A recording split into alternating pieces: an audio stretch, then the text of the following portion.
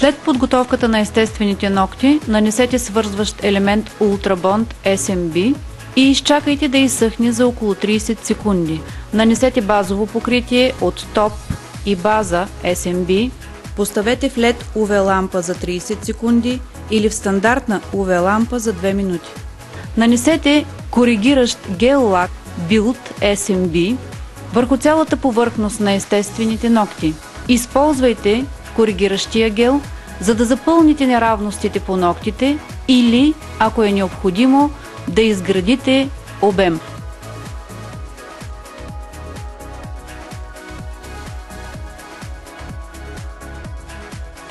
Поставете в LED UV лампа за 30 секунди или в стандартна UV лампа за 2 минути.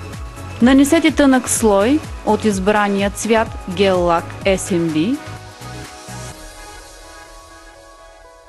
Поставете в LED UV лампа за 30 секунди или в стандартна UV лампа за 2 минути.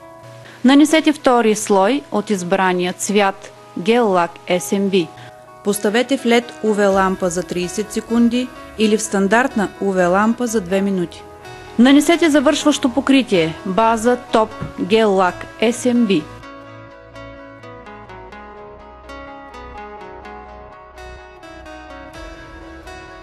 Поставете в LED UV лампа за 30 секунди или в стандартна UV лампа за 2 минути. Почистете лепкавия слой с течно за почистване на гел. В областта на кожната гънка нанесете масло за ногти и кожички.